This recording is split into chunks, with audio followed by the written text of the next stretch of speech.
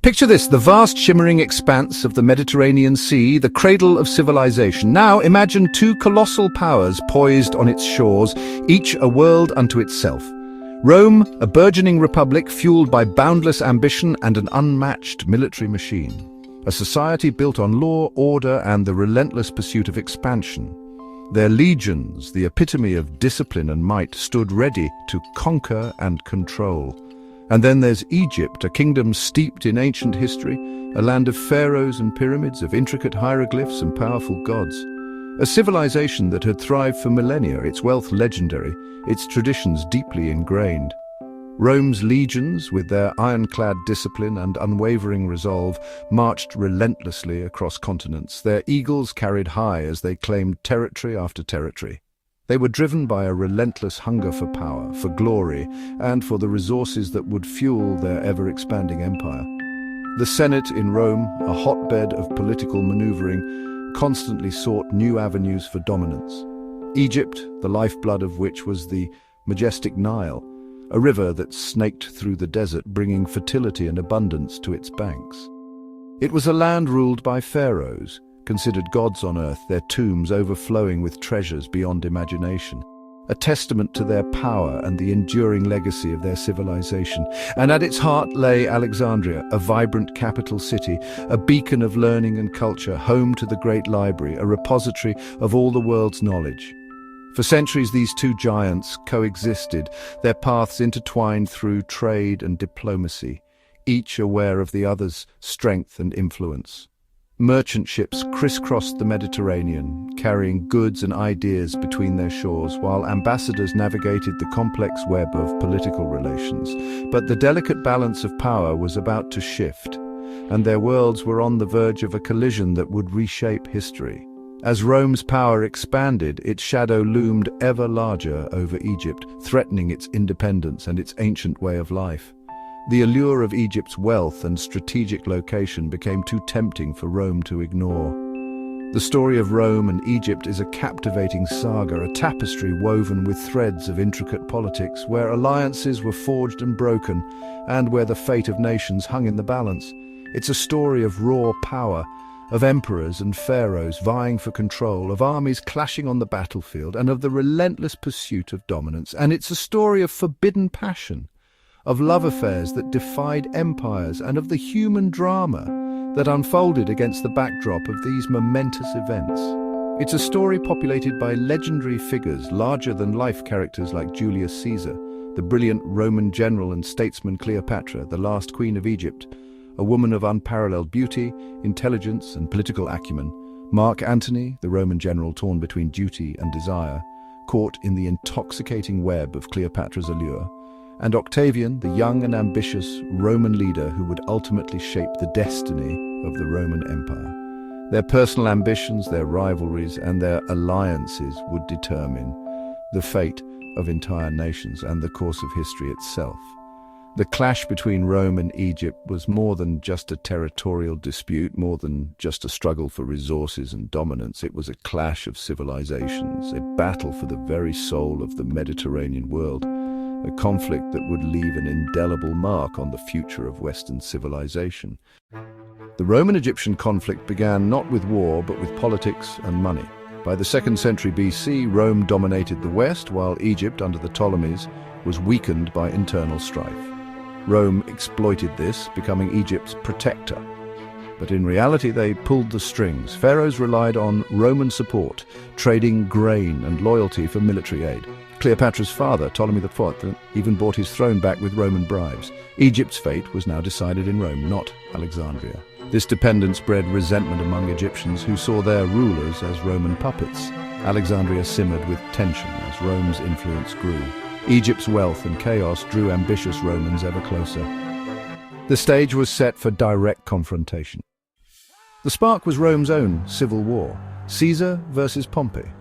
After defeat, Pompey fled to Egypt hoping for sanctuary, but was murdered by Ptolemy III's advisors to win Caesar's favor. Caesar, appalled, stayed in Alexandria to settle the royal dispute, but really sought control of Egypt's riches. Cleopatra, exiled by her brother, famously snuck into Caesar's presence, rolled in a carpet. Impressed by her boldness, Caesar allied with Cleopatra both politically and personally. Their partnership threatened Ptolemy's supporters, who saw Caesar as an invader. Caesar, with only a small force, was soon besieged in Alexandria. Cleopatra's daring and Caesar's ambition would soon change Egypt's fate. Together they faced the might of the Egyptian army. The city became a battleground. The world watched as Rome and Egypt's destinies intertwined. Caesar's support for Cleopatra triggered a brutal siege. Trapped in Alexandria, Caesar's small force faced the Egyptian army and angry citizens. Urban warfare raged, battles in alleys, rooftops, and even the harbor. The great library suffered fire in the chaos. Caesar's men, outnumbered and desperate, held the harbor, their lifeline for supplies. The turning point came when Roman reinforcements arrived, forcing the Egyptians to split their forces. Caesar broke out, joined his allies, and crushed the Egyptian army at the Battle of the Nile. Ptolemy XIII drowned, fleeing the defeat. Cleopatra was restored as queen with her youngest brother as co-ruler. But everyone knew who truly held power. Caesar had secured Egypt and Cleopatra's throne. Rome's grip tightened. The ancient kingdom was now under Roman shadow. Victorious, Cleopatra owed her throne to Rome. The sands of Egypt had shifted, and the queen found herself indebted to the burgeoning power across the Mediterranean. Her ascent was intertwined with the political machinations of a republic on the brink of empire, and to Caesar. A name that echoed through the halls of power, a man whose ambition knew no bounds, and whose influence reached even the distant shores of the Nile. Their connection was more than political expediency. It was a bond that would reshape the ancient world. Their alliance became personal, a relationship forged in the crucible of ambition and desire. It was a union that defied convention, blurring the lines between diplomacy and romance, forever altering the course of both their lives and their respective nations. Cleopatra bore Caesar a son, Caesarion, a living symbol of their intertwined destinies. He was the embodiment of their shared ambition, a testament to their audacious vision of a unified future. His very existence challenged the established order, sparking both hope and fear in the hearts of many, staking a claim to a future Roman-Egyptian dynasty. A bold declaration etched in the annals of history, a challenge to the very foundations of Roman power. The implications were staggering, promising a new era of prosperity and dominance, but also threatening to unravel the delicate balance of power. Invited to Rome, Cleopatra arrived not as a supplicant but as a queen, a force to be reckoned with. Cleopatra's presence scandalized the city, her exotic allure and undeniable power stirring up a hornet's nest of resentment and suspicion. The Roman populace, accustomed to their own rigid social hierarchy, struggled to comprehend the influence she wielded over their leader, fueling fears of foreign influence and the erosion of Roman values. The Senate, a bastion of tradition and power, saw her as a threat to their authority, a symbol of Caesar's growing ambition and disregard for the established order and monarchy. The very idea of a king, or in this case a queen, ruling over Rome was anathema to the ideals of the Republic. Cleopatra's presence ignited the flames of discontent, pushing the already fragile political landscape closer to the brink of collapse. Her dream was to have Caesarion recognized as Caesar's heir, a move that would solidify her dynasty's claim to power and ensure the future of her kingdom. Uniting Rome and Egypt under a single banner, a vision of unprecedented power and prosperity, a fusion of two of the ancient world's greatest civilizations. But this dream was built on shifting sands, vulnerable to the whims of fate and the machinations of jealous rivals. But Caesar's assassination shattered that hope, plunging Rome into chaos and leaving Cleopatra vulnerable and exposed. The Ides of March became a turning point, not only for Rome, but for Egypt as well, forever altering the course of Cleopatra's destiny. Cleopatra fled Rome, escaping the treacherous political landscape and the looming threat of violence. She knew that her survival, and the survival of her kingdom, depended on her ability to navigate the turbulent waters of Roman politics. Her protector gone, her future uncertain. The world she had so carefully constructed had crumbled around her, leaving her to face the daunting task of rebuilding her power and securing her legacy. Back in Alexandria, Cleopatra returned to her familiar surroundings, but the world had changed. She faced new dangers as Rome plunged into civil war, a conflict that threatened to engulf the entire Mediterranean world. The stability she had so carefully cultivated was now threatened by the ambitions of rival Roman factions vying for control. Cleopatra's gamble on Caesar had failed, leaving her to pick up the pieces and forge a new path forward. The dream of a unified Roman-Egyptian empire had vanished, replaced by the harsh reality of political survival. She would need all her cunning and Egypt's wealth, every ounce of her intelligence and every resource at her disposal to navigate the treacherous political landscape that lay ahead, to survive the coming storm. The winds of war were gathering, and Cleopatra knew that she would have to fight for her survival, for the survival of her kingdom, and for the legacy she hoped to leave behind. The fate of Egypt now hung in the balance, teetering on the edge of oblivion. The choices she made in the coming months would determine whether Egypt would remain a sovereign nation or be swallowed up by the ever-expanding Roman Empire.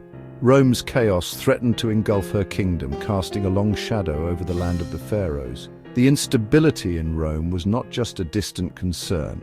It was a direct threat to Egypt's security and independence. Cleopatra prepared for the next chapter, bracing herself for the challenges that lay ahead.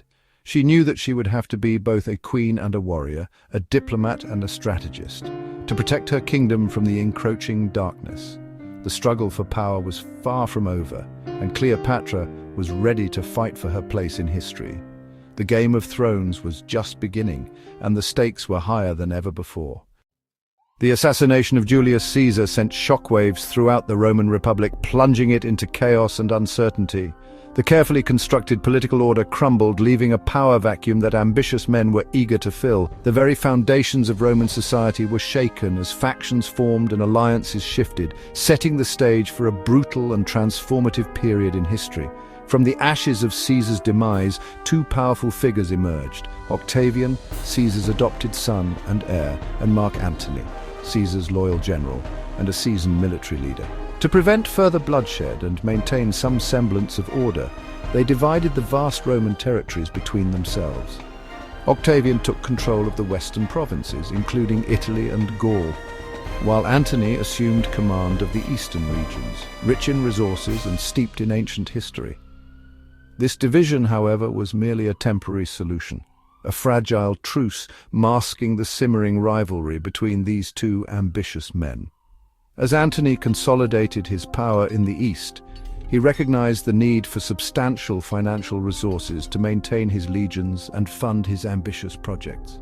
Egypt, ruled by the enigmatic Queen Cleopatra, possessed immense wealth and strategic importance. Antony summoned Cleopatra to meet with him, hoping to secure her support and access to Egypt's vast treasures.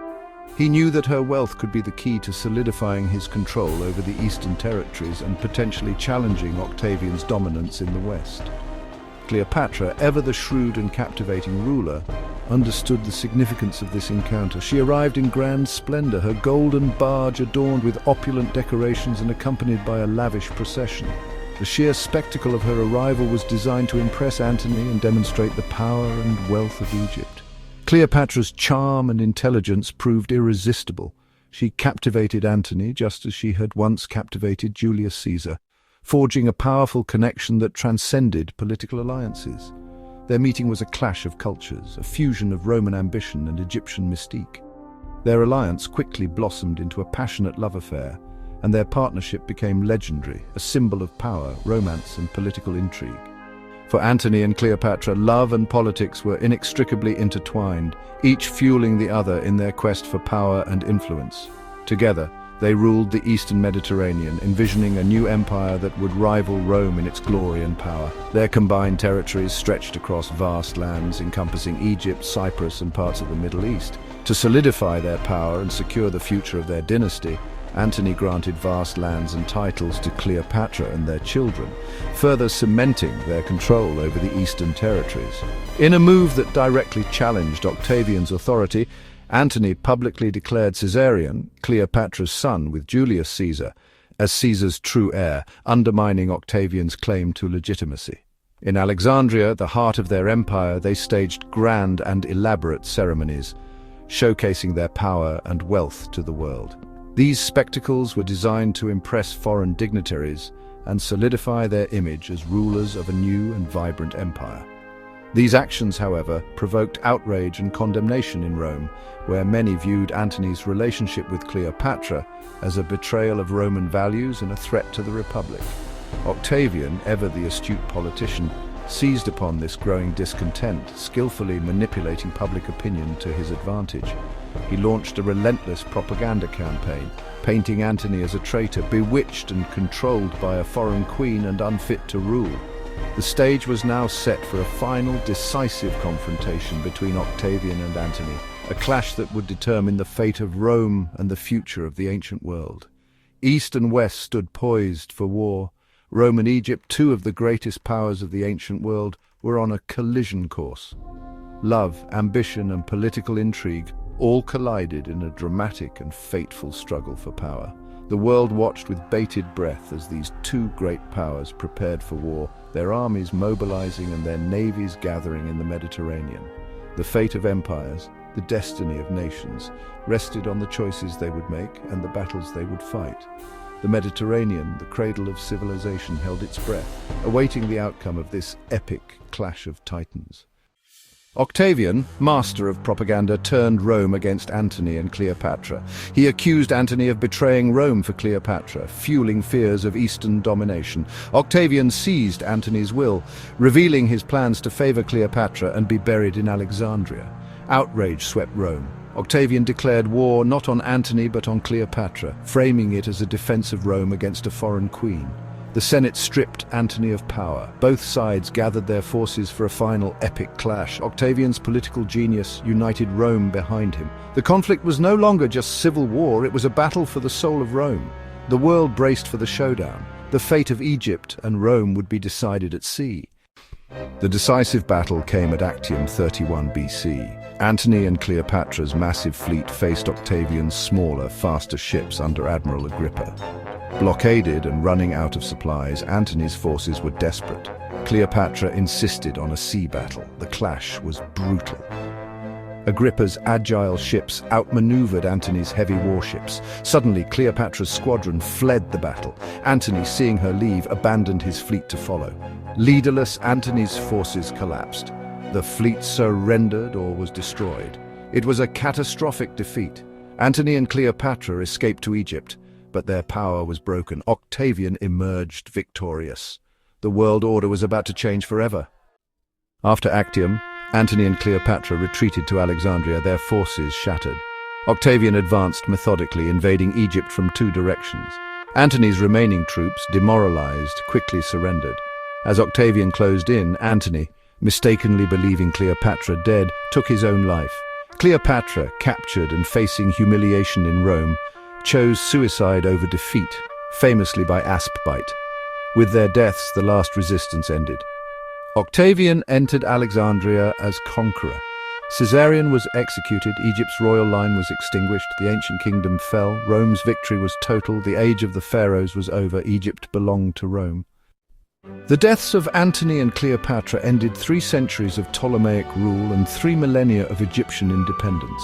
Egypt became a Roman province, Octavian's personal possession, its wealth fueling his new empire. Grain from the Nile fed Rome, taxes filled imperial coffers. Octavian, now Augustus, forbade senators from entering Egypt without permission, guarding its riches. The conquest of Egypt marked the birth of the Roman Empire and the end of the Republic. The Mediterranean became a Roman lake. The ambitions of Caesar, Antony, Cleopatra, and Octavian reshaped history. The world of the pharaohs vanished, replaced by the Caesars. Rome's peace and power now reigned. The ancient and the new had merged forever.